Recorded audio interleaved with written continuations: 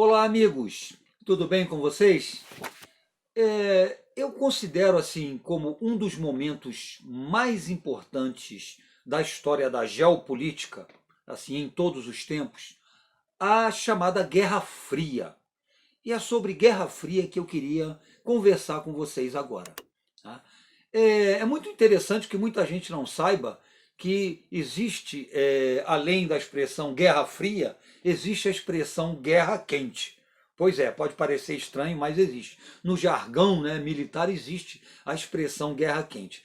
A Guerra Quente seria o oposto da Guerra Fria, né? A Guerra Quente é aquela guerra de confronto, como foi a Primeira Guerra Mundial, como foi a Segunda Guerra Mundial, não é? E outros conflitos aí que marcaram a história.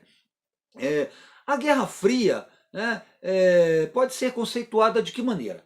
A Guerra Fria é um conflito indireto entre dois ou mais países. Né? Quer dizer, você não tem o confronto de exércitos, né? Não tem um front, onde os exércitos entrem em choque, batalhas propriamente ditas. Tá?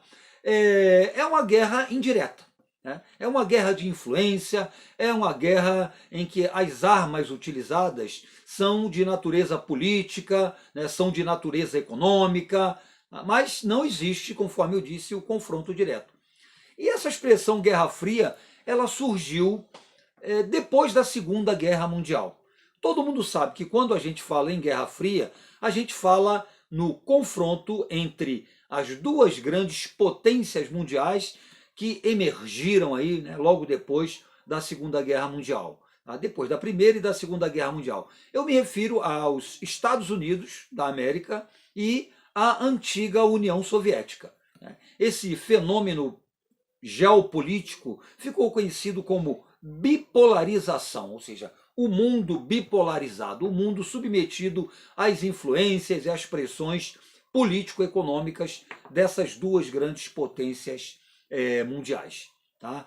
Então aqui a gente colocou para vocês, não houve um conflito direto. É interessante aqui, é bom lembrar que esses dois países, eles estiveram lado a lado, né? Durante os dois grandes conflitos mundiais. Rússia e Estados Unidos lutaram na Primeira Guerra Mundial do mesmo lado, né, na chamada Tríplice Entente. Na Segunda Guerra Mundial fizeram parte, né, das chamadas potências aliadas, né, contra o eixo. E quando acabou a guerra, né, houve o quê? Uma ruptura. Cada um para o seu lado, né? Agora cada um cuidando da sua vida. Tá? Um de economia capitalista, né? A grande potência capitalista do planeta, que os Estados Unidos já eram naquela época, no pós-Segunda Guerra Mundial, né, quebrando aquela hegemonia que existia na Europa, e do outro lado, a antiga União Soviética, não é? Que tinha um modelo político-econômico socialista ou comunista, como queiram. Tá? Então, a Guerra Fria foi protagonizada por esses dois países. Eu disse, não houve um confronto direto. Né? Porém, eles utilizaram outras armas, né, nesse processo que ficou conhecido historicamente como Guerra Fria. O que eu quero falar com vocês aqui é sobre algumas das armas utilizadas durante a Guerra Fria. Essas armas, evidentemente, entre aspas, não é? Então, eu fiz uma relação aqui, né, para você ter uma ideia de como que a coisa se viabilizou. Né? Quais eram os instrumentos utilizados por essas duas potências nesse confronto, né, que influenciou profundamente a história contemporânea, né, e que só foi declinar aí durante os anos 1980, né, daí para frente. A gente vai falar sobre isso aqui no finalzinho. Tá? Então, quais foram as armas utilizadas, né, por esses países durante a Guerra Fria? Você vai observar que aqui é um jogo, né, onde há ação e reação o tempo todo. Né? A ação de uma potência gerava a reação da outra. Tá? Então, vamos lá. O que a gente selecionou aqui entre essas armas, ou esses mecanismos, ou instrumentos utilizados, surgidos durante a chamada Guerra Fria? Então a gente pegou em primeiro lugar a OTAN, né? A OTAN e o Pacto de Varsóvia. Ora, o que eram a OTAN e o Pacto de Varsóvia? A OTAN, a Organização do Tratado do Atlântico Norte, ela foi criada logo depois da Segunda Guerra Mundial. Tá? É uma organização militar, encabeçada aí pelos Estados Unidos. Tá? Finalidade dela, prestar apoio militar aos países do chamado bloco capitalista.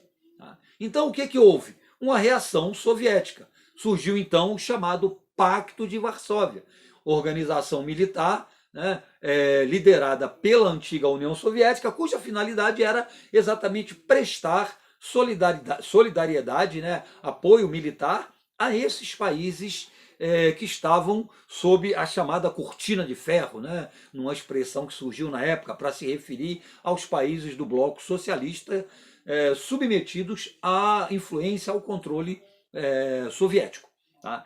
Então, outro instrumento utilizado pelo governo americano, aliás, a gente pode colocar até dois aqui no caso, foram a doutrina Truman e o Plano Marshall. Tá? O que foi a doutrina Truman? A doutrina Truman foi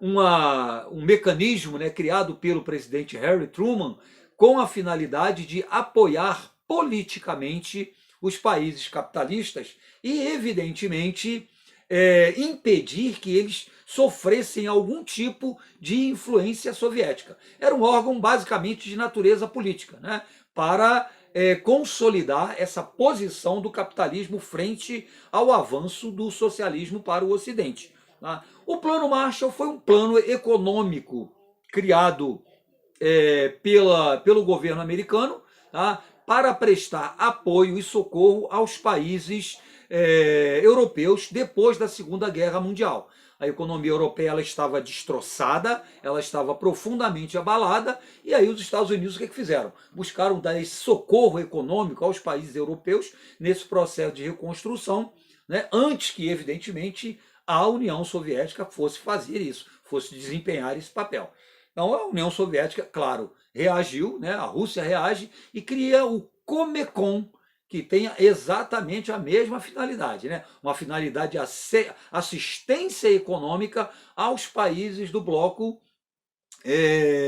socialista, né? Dentro do mesmo processo de reconstrução do mundo pós-guerra.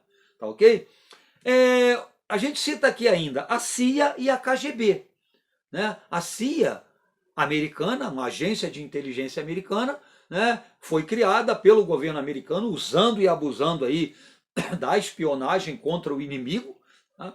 E o que o governo soviético fez? Cria a KGB, não é? Que também tinha a mesma função, era a inteligência, né, russa, nesse processo aí de luta, né, da Guerra Fria, tá, contra o governo americano. Um outro momento importante aí foi a chamada corrida espacial, que a gente destaca aqui. Né? Os dois países entraram aí numa disputa para ver quem conquistava o espaço. O grande objetivo era chegar à Lua. Né? Os russos foram os primeiros a colocar um homem, né, no espaço. Tá? Porém, quem chegou primeiro nessa corrida espacial, todo mundo sabe, foram os Estados Unidos. Tá? Então isso custou muito dinheiro, tanto de um lado quanto do outro. Então a corrida espacial foi um momento importante, né, dentro desse processo conhecido como Guerra Fria.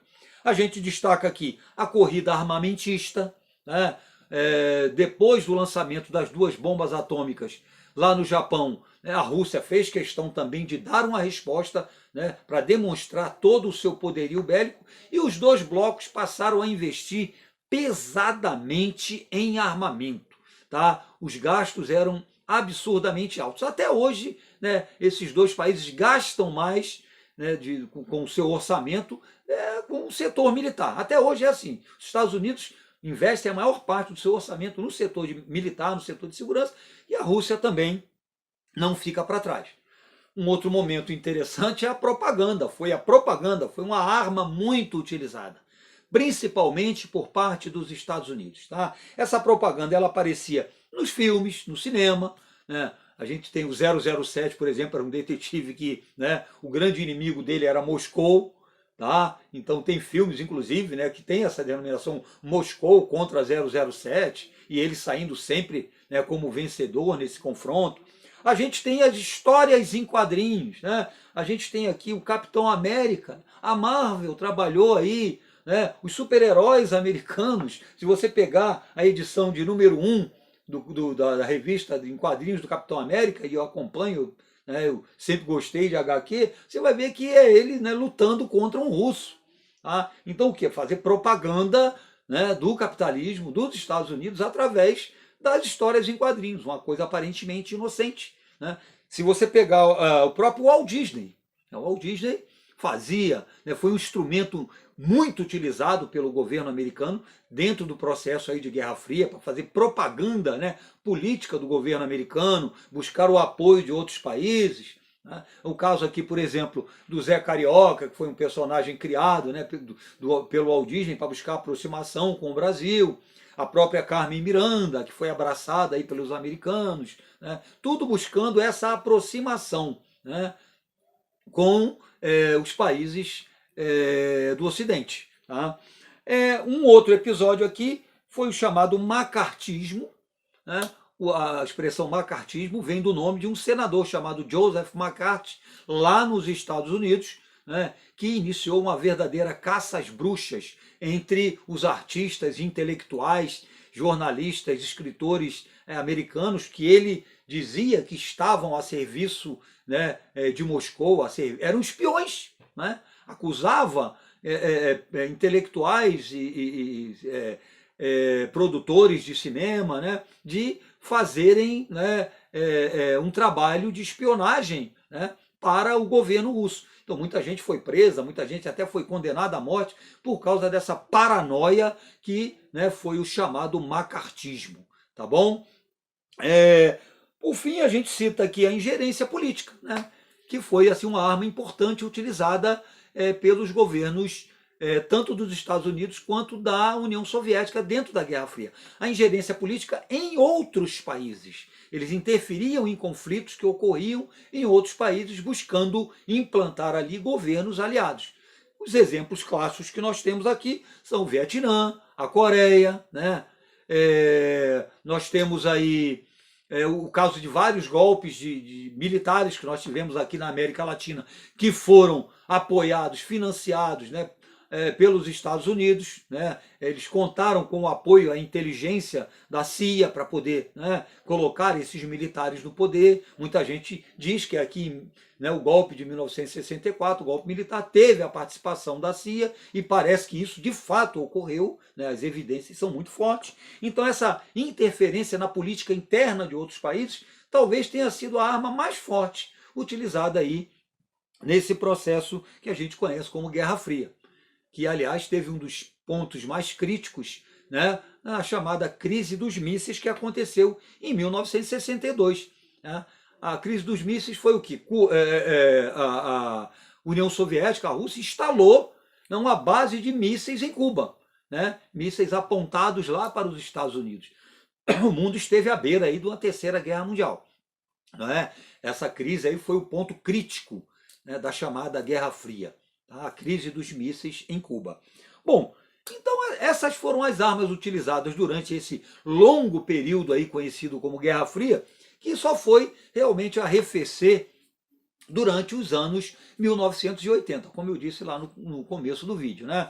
A fragmentação da antiga União Soviética, o surgimento da comunidade dos estados independentes que compunham, né, a antiga União Soviética, essa fragmentação enfraqueceu muito, né, o bloco, né, chamado bloco soviético dentro do processo de Guerra Fria. Né? Foram reformas políticas, a corrupção dentro do Partido Comunista, né, e as reformas empreendidas durante o governo do Mikhail Gorbachev, principalmente, né, foram levando a um arrefecimento aí dessa Guerra Fria, tá?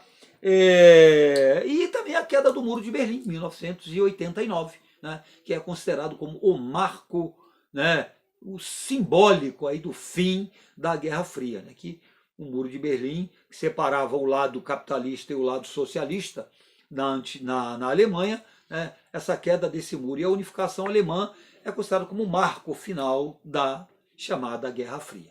Né? Pois é isso aí, gente.